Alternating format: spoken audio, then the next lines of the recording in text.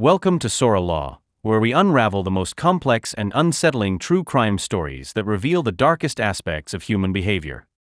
Today, we take you back to a cold winter night in 2004, in the quiet town of Sarasota, Florida, a night that would forever change the lives of one family and shock a nation. Amidst the Super Bowl celebrations, as millions of Americans tuned in to watch the big game, 11-year-old Emily Grant vanished without a trace, sparking one of the most intense and heart-wrenching investigations in Florida's history. What began as a simple walk home turned into a nightmare, revealing a web of lies, deceit, and unimaginable horrors. Join us as we delve into the disappearance of Emily Grant, a story that will keep you on the edge of your seat and make you question everything you think you know about the people around you. On February 1, 2004, Sarasota, Florida, was just like any other American town. The streets were quiet as families gathered in their homes to watch the Super Bowl, cheering on their favorite teams and enjoying the festivities. But for Susan Grant, the night was anything but ordinary. Her 11-year-old daughter Emily had spent the day at a friend's house and was expected to return home in time to watch the game with her family.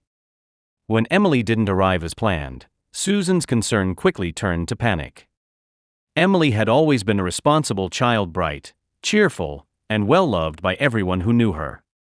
She was the type of girl who never missed a curfew and always let her mother know where she was.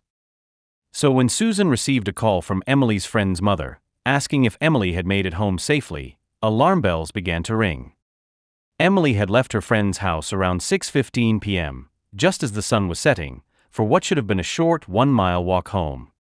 But she never made it.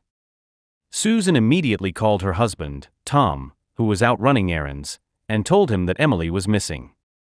Tom raced home and began driving around the neighborhood, retracing the route Emily would have taken. As the minutes turned into hours, the Grants' worst fears began to materialize. Emily had vanished without a trace. By 7:30 p.m., the police were notified, and an official search was launched. Officers canvassed the area, knocking on doors, questioning neighbors, and searching every inch of the neighborhood. But there was no sign of Emily.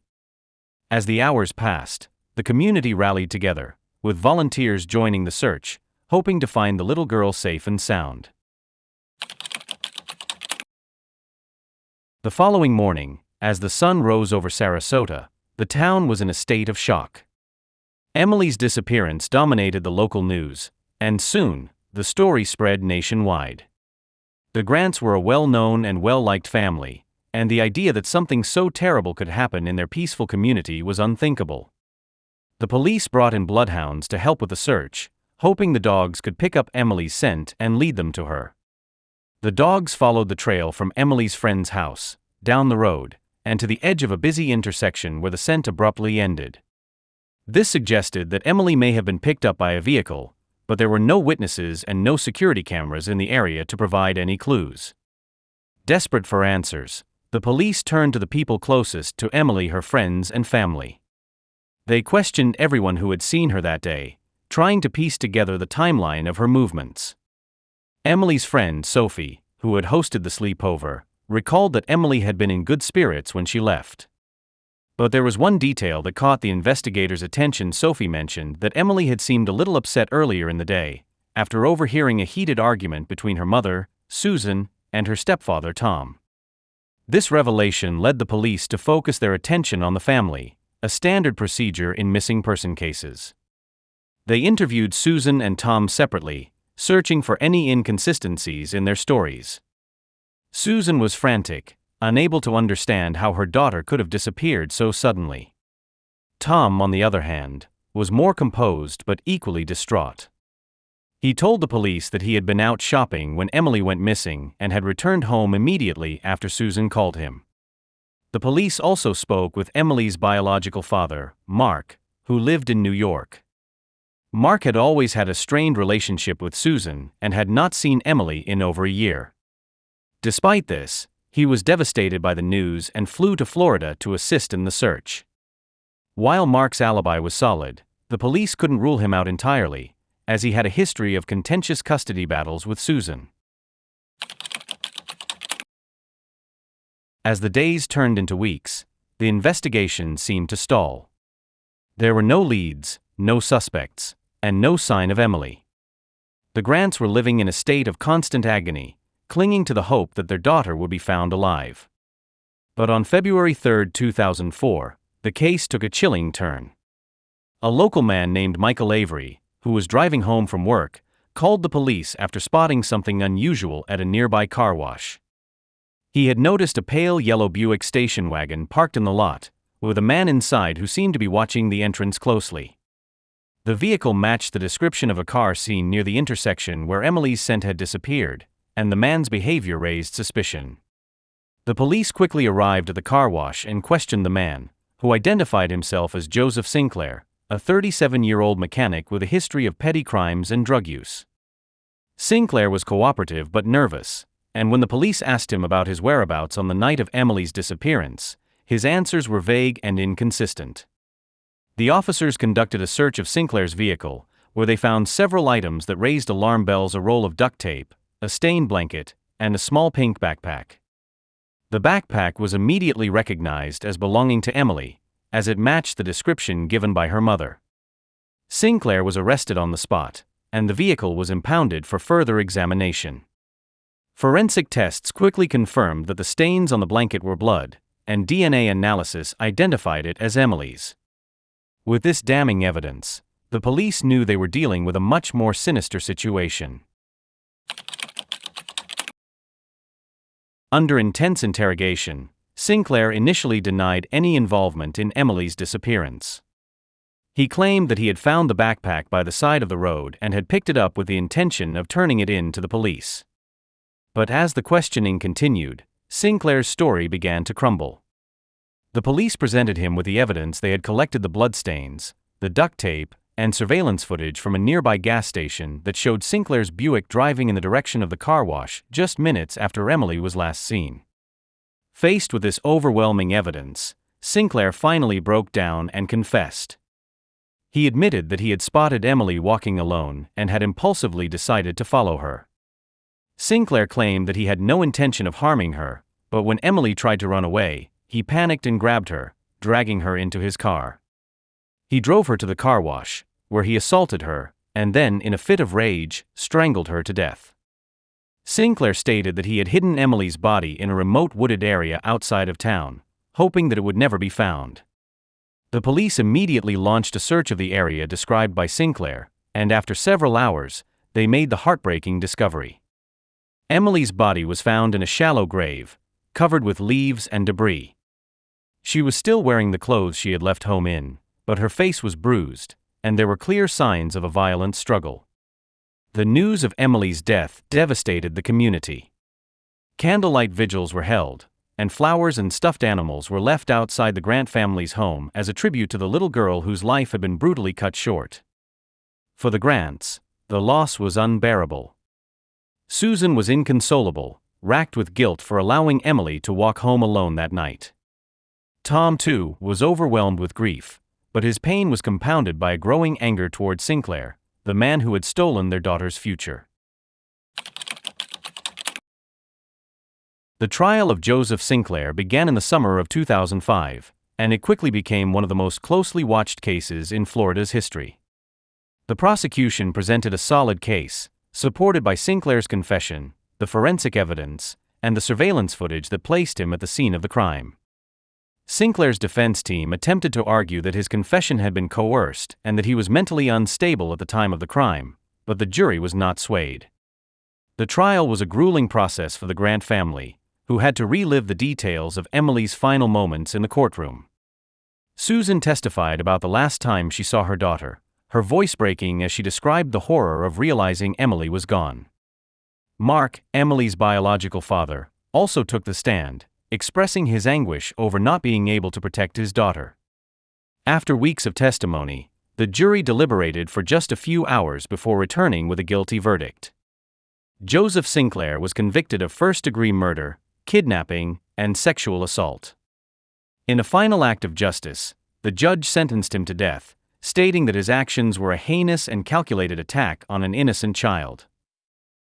The sentencing provided some closure for the Grant family, but the pain of losing Emily would never fully heal.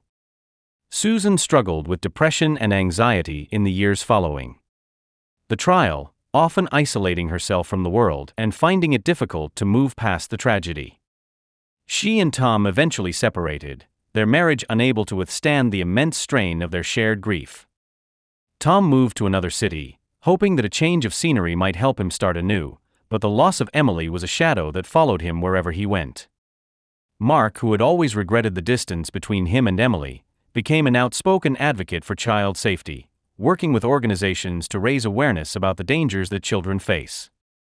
He often spoke at schools and community events, sharing Emily's story in the hope that it might prevent another family from experiencing the same pain. Despite his efforts, the guilt of not being there for Emily during her final moments was something he would carry with him for the rest of his life. The town of Sarasota was also left deeply affected by Emily's murder. What had once been a tight-knit community where parents felt safe letting their children walk to school or play in the neighborhood now felt tainted by fear and suspicion. Many families became more protective, keeping a closer eye on their children and questioning the safety of their surroundings. The local schools introduced new safety measures, including stricter rules about who could pick up children and an increased presence of security personnel. Emily's death sparked a conversation about the need for better protection for children, both within the community and across the state. In response to public outcry, Florida lawmakers passed new legislation aimed at increasing penalties for crimes against children and improving the tracking of sexual offenders.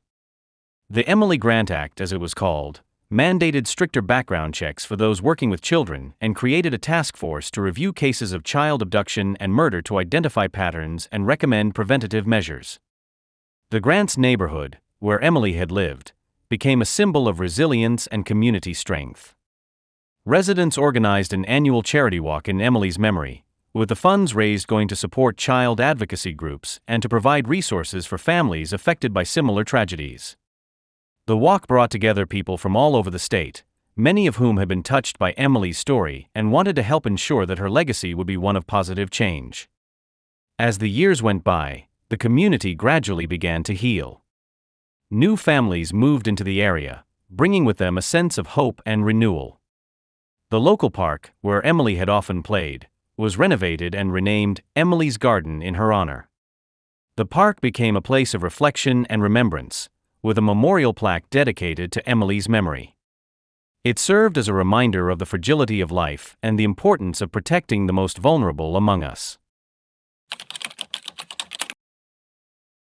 In 2018, more than a decade after Emily's murder, Joseph Sinclair's legal team filed an appeal, seeking to overturn his death sentence on the grounds that his confession had been coerced and that he had received inadequate legal representation during his trial. The appeal reignited the pain for the Grant family, who had tried to move forward with their lives. The thought of having to relive the trauma of Emily's death was almost too much to bear. However, the appeal was ultimately denied. The court ruled that Sinclair's confession was valid and that the evidence against him was overwhelming.